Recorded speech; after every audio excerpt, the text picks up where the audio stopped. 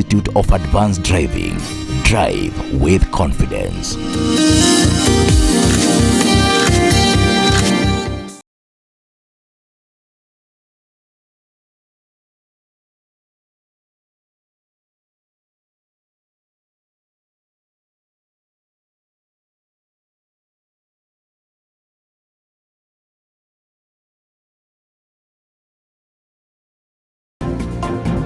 Shukran tena sana kwako wewe mtazamaji kwa kuungana nasi sasa hivi hapa ndani ya Mwale Saa Saba. Natumai kuwa siku yako imekuwa ni siku njema hadi sasa hivi imetimia ni masaa ya adhuhuri. Tupo hapa tukupashe mengi ambayo yanajiri hapa nchini. Jina langu ni Muthoni Kahato, anayetafsiri kwa lugha ya ishara si mwingine bali ni Bi Sharon Wamboe. Na habari inayotanguliza ni kuwa magavana nchini wamepaza sauti wakilalamikia mfumo wa ununuzi wa kielektroniki ujulikanao kama e-procurement, wakisema ulikurupushwa na sasa umekuwa ukikwama, hali ambayo imesababisha huduma muhimu za kaunti kusimama. Baraza la magavana linasema tatizo hilo ni tishio kwa maisha ya wananchi, huku wakilaumu hazina kwa ukosefu wa mwongozo na usimamizi bora. In terms of those cooperatives, and it's predictable. So I want to make it very clear, because there's a lot of misinformation out there that the Council of Governors is refusing to adopt e-procurement because they are running away from accountability. Those are very lame, accusations. That is not the issue. The issue is the system is not working as envisaged. It's not working in a seamless manner. We have no problem with automation per se. What we have a problem with is rushed implementation and the system failing to work. What we have a problem with is micromanagement. What we have a problem with is centralization through the back door. This has a dashboard where we're able to compare things properly and still respect Article 6.2 of the Constitution of Kenya, that national and county governments are separate and distinct but interdependent. We have no problem. And then the basic functionality, that's all. Is the system working? So all these other accusations that you see on the side, oh, it's because people don't want accountability, it's because people don't want to plug papers out of the old system. Those things will not help deal with the problems. We're already seeing a slowdown in the economy as a result of being unable to procure and spend. On the matter of EGP, as I indicated earlier, it's a matter before court currently, and as such, we respect institutions as the national body for procurement and supply chain professionals in the country, and we trust that the relevant government agencies and the competent institutions that are currently handling the matter will be able to deal with it. The only thing we can be able to comment on is that we as supply chain professionals, we are committed to working with all actors so that we can be able to find solutions to the challenges the supply chain professionals themselves are facing, so that we can be able to support them, so that we can be able to train them, so that we can be able to build their competencies and capacities to be able to deliver on the obligations as is expected of them. Naye seneta wa Nakuru ambaye ni Tabitha Karanja ameonya kuwa hali inayoshuhudiwa katika mtaa wa Kahato pale Naivasha ni bomu la muda linalosubiri kulipuka baada ya zaidi ya familia 5,000 kufurushwa kwa mafuriko ya ziwa la Naivasha. Akiwa kwenye ziara ya kukagua eneo hilo, seneta Karanja alieleza kuwa wasiwasi wake ni kuhusu kuenea kwa magonjwa kutokana na vyoo vilivyojaa maji, ongezeko la mbu na wakazi kulala njaa. Kitu si natural, ni ile encroachment imefanyika katika hii lake, na wale waigizaji wa biashara katika hapa around Nakuru, Lake Naivasha, ndio wamefanya hii maneno iwe hivi. Kwa hivyo tunakuita serikali kuu ikuje investigate ile illegal trades zinafanyika katika round hii lake, kwa sababu niko na hakika hii ndio imefanya hawa watu wa Kahato wapitie hizi mashida wanapitia. So we are orphans. Tujaona any government fund, tujaona any support from the county government. Hatuna macho, hatuna chakula, hatuna mosquito net, hatuna kitu yoyote. Wamama wanalala njaa hapa. Kama leo tumeweza kurescue msichana amekuwa na mtoto wa 1 month kwa maji, wanalalia mitungi juu. Seriously, hii ni humanity kweli? Katika hii ziwa ya Naivasha, jambo la kwanza kumekuwa na tofauti wakati huu. Sababu katika sehemu zingine kule kuko na mahoteli wameweka dikes. Vile vile pande ile kuna mtaro mkubwa ambao umechimbwa. Kwa hivyo hii maji imekuja sababu kuna nafasi ambaye imewekwa mchanga ndipo maji imekuja namna hii. Kuna watu wengi ambao wako kwa maji, hata wamama, hata watoto. Wengine tunaenda kuwatoa pale kuwapeleka hospitali. Senator, tunashukuru sana. Lakini tunaomba hivi, kaunti yetu iko na disaster kit. Hiyo disaster, kwa sababu hili jambo ni disaster. Kwa nini hatujaiona hata mtu mmoja? Akuja tuambie, kwa sababu hii ni disaster na tuko na hiyo kit. Hawa watu wasaidike. Sisi tumenunua mashamba hapa na tumejenga. Kwa kweli hatuoni mtu ambaye anakuja kutuangalia. Swali letu, kwani mnatutaka wakati mnahitaji kura? Sasa tuko na shida. Ama tukiishia hapa nani atawapigia kura? Na shule za msingi katika kaunti ya Machakos zinashuhudia ongezeko kubwa la wanafunzi baada ya kuanzishwa kwa mpango wa kilimo mashuleni unaowafundisha watoto kupanda mboga na mazao mengine katika viwanja vya shule. Kupitia mpango huo, wanafunzi sasa wanapata mlo bora kutoka kwenye bustani za shule, hali iliyopunguza changamoto za utoro unaochochewa na ukosefu wa chakula nyumbani. The students are really engaged in the farm. We have a farm whereby we grow various crops. We have indigenous crops like cassava, yams, arrowroot. We also do have vegetables whereby we grow vegetables like managu.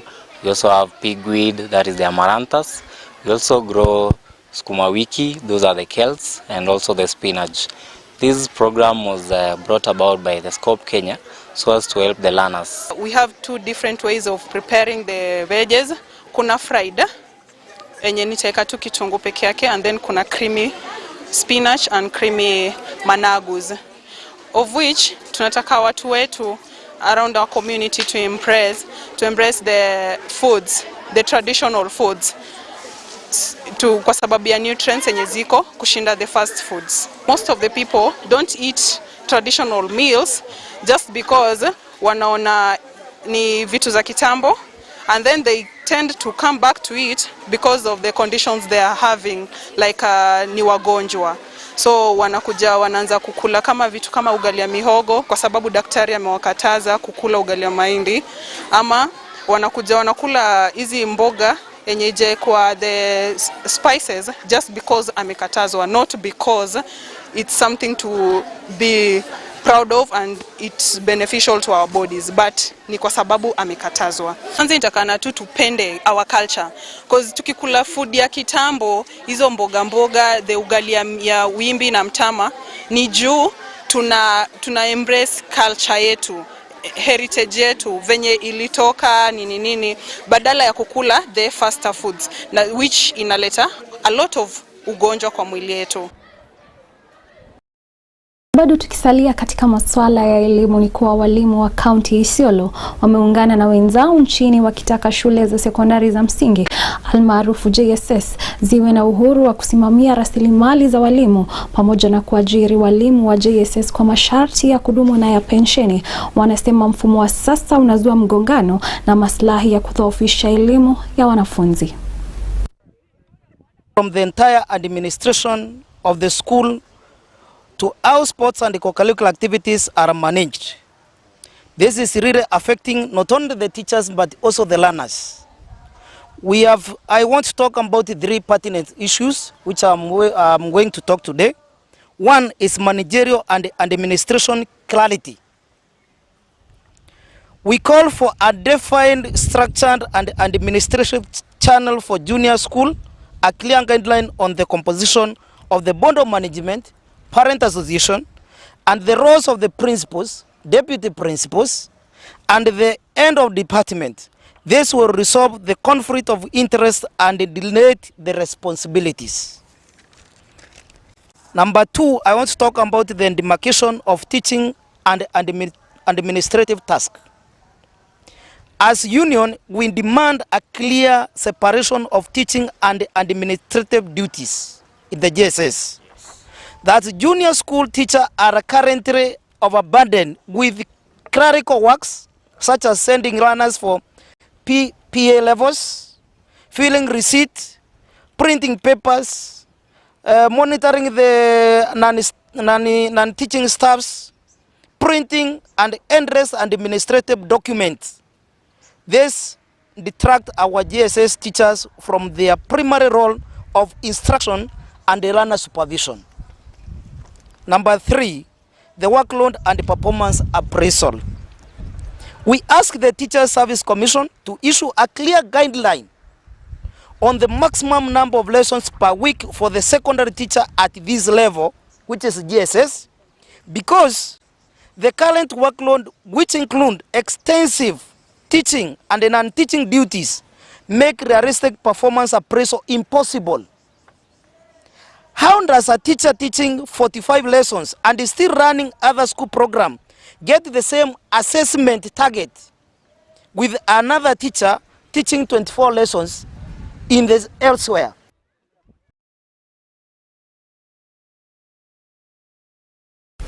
Nalo shirika la usafiri wa abiria Neno Sacco kutoka kaunti ya Embu limeanzisha mafunzo kwa madereva wake kuhusu afya ya akili na usalama barabarani ili kupunguza ajali katika sekta ya usafiri wa umma. Katika mafunzo ya siku 2 yaliyofanyika katika kaunti ya Embu, madereva 500 walipatiwa mafunzo kwa ushirikiano na mamlaka ya kitaifa ya usafiri na usalama barabarani na pia idara ya trafiki. Unaenda kwenye tunataka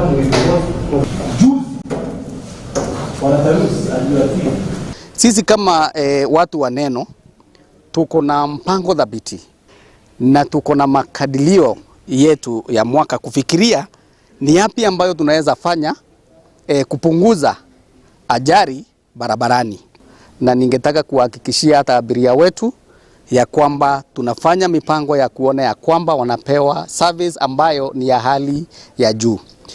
Mimi kama mmoja wa dereva nimejifunza mengi kuhusu road safety, vile namna nitaendesha gari barabarani, kuhudumia abiria wengine ambao wanatumia service zetu za Neno Sacco. Nimejifunza mengi kutumia hata wale wanabodaboda na waendesha gari ama pikipiki kando zangu, vile nitaishi na my colleagues. I'm very happy. Nitatumia mafunzo kuendeleza mimi kujifunza na kufunza pia wengine. Sasa hizi unaweza ona singine mambo, tuseme example mambo na simu na vitu vingine hapo. Unaona unasoma unapata umepigwa simu, kumbe hiyo kitu ina kuaffect mentally. So hizo vitu unaona ni common, zinakuwa ndizo very sensitive in this life na in driving sector. Ningependa kuomba sako zingine waige mfano wa Neno Sacco, manake wakati unaongelesha ni madereva wanakuja kujitambua na pia wanakumbushana yale walio sahau, na kwa kufanya hivyo basi utapata kuwa ajali barabarani zitakuwa zimepungua kwa wingi. Shukrani tena sana kwako wewe mtazamaji kwa kuungana nasi hapa ndani ya Mwale Saa Saba. Tuchukua mapumziko mafupi, lakini usiende mbali manake tunarejea na taarifa zaidi.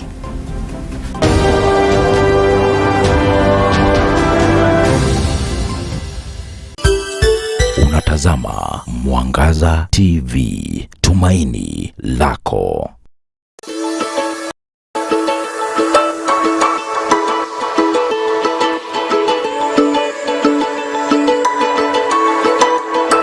These are birth conditions whereby a child is born with a gap in the lip or in the roof of the mouth.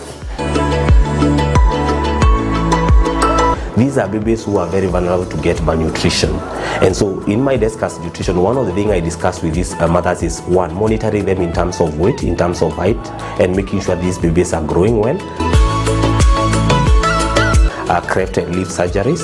This is going to be taking place from the 29th of September to 2nd of October. And I want to welcome all of you so that you can be able to come here and participate in the surgeries that we'll be doing for free. We got you and you are all welcome.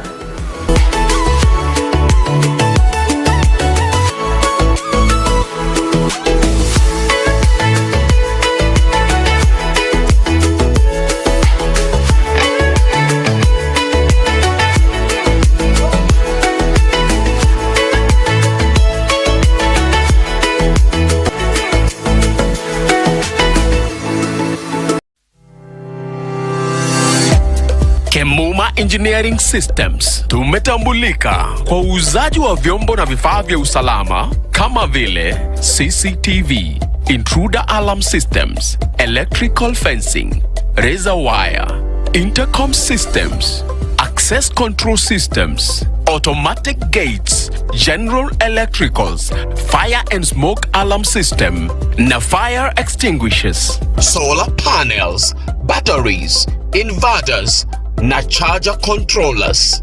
Tutembelee leo. Duka zetu ziko Nairobi, junction ya Kamae Road na Gaberon Road. Duka la pili, Nyandarua House, orofa la pili, room 204, Pwani Guest House na Mark Plaza Kasarani, opposite Kasarani Police Station. Tupigie simu 0793 949494 au 0793 494949 au 0758 121212. Kemuma Engineering Systems. We mind your security.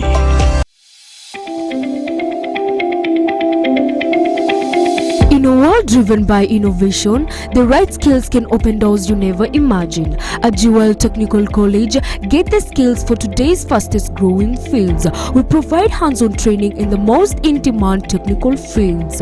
Whether your passion lies in technology, engineering, or media, we have a program designed to equip you with the practical skills employers are actively seeking. From healthcare, foreign languages, cosmetology, hospitality, to the art of a professional barista, we give you the expert training that gets you the job.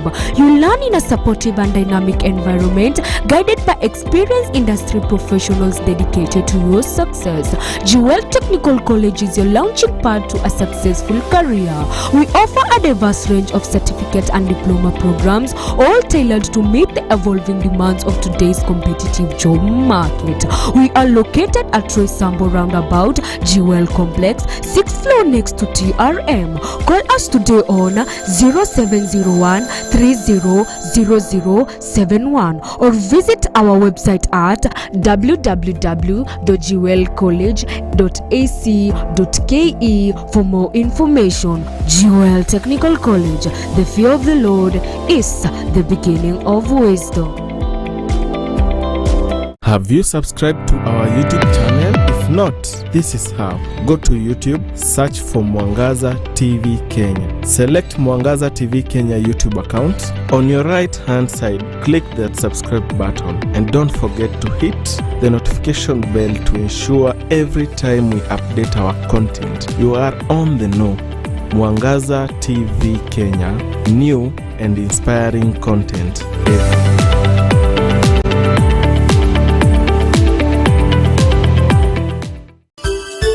Unatazama Mwangaza TV, tumaini lako.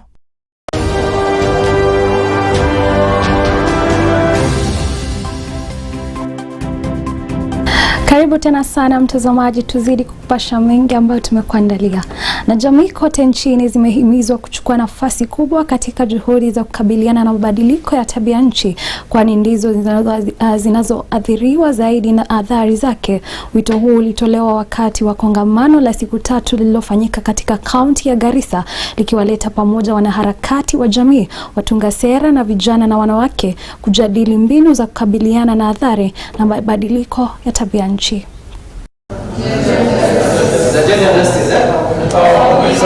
What we are saying is this climate change that we have been hearing is here with us. Therefore, we have to act and do something as stakeholders, as community members, as policy makers, as government officials. We need to bring our heads together. So in this symposium, we have decided to bring our heads together so that we can be able to come up with actionable solutions that are homegrown, local solutions. So we are saying the message that we have passed are two messages: that we need to think globally but act locally. The other message that we have passed: climate change, our climate impact is with us and we have to act now. It's now or never. Sasa tunasema ya kwamba as a community and as a chief as a government worker, ni jukumu letu tujitokeze, tulete mazingira mzuri, ili kama example mvua ikinyesha kuna mgonjwa mingi inaanzika kama kolera, malaria na ile ugonjwa ambayo inaleta madhara kwa community.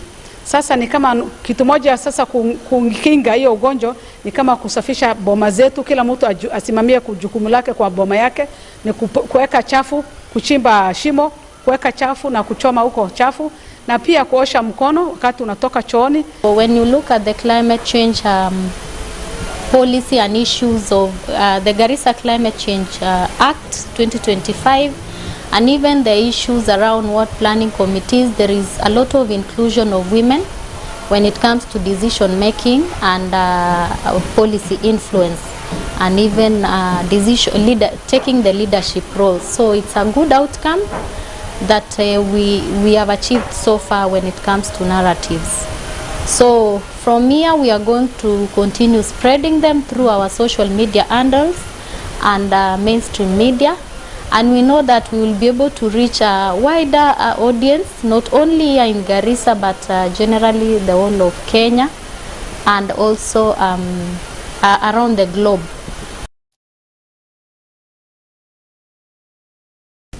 Na wanawake wafugaji kutoka kaunti za Isiolo, Laikipia, Samburu na Marsabit wamekumbatia matumizi ya majiko yanayokuwa nishati kupitia mpango wa moto safi mashinani unaofadhiliwa na ubalozi wa Denmark na kutekelezwa na Northern Rangelands pamoja na Mashinani Works. Majiko hayo yanatumia kuni na makaa kwa kiwango kidogo, hupika haraka na hutoa moshi mdogo, hivyo kupunguza hatari ya maradhi ya kupumua na kulinda mazingira.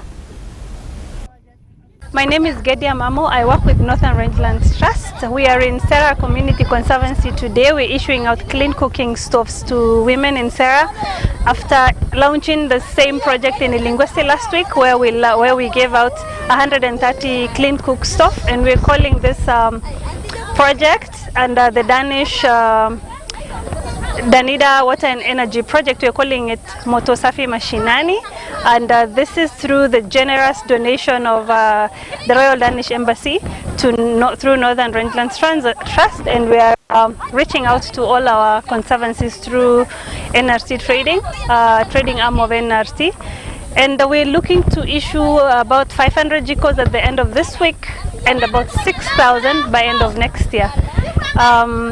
This project is very crucial to women because the cook stoves we're giving will use less fuel. This means less pressure on the women having to carry so much firewood on their back. This means less pressure on the environment, less fuel, so less trees will be cut down. The jikos are also insulated to absorb carbon, therefore we're also reducing carbon emission into the environment. So we're very grateful to our partner Danish, the Royal Danish Embassy, and we're so very grateful to the women who've taken up this initiative. Shukran tena sana kwako wewe mtazamaji kwa kutenga muda wako kuungana nasi hapa ndani ya Mwale Saa Saba. Hapo ndio tutakapotamatisha taarifa zetu za sasa hivi. Jina langu ni Muthoni Kahato. Kwa wote waliofanikisha habari hizi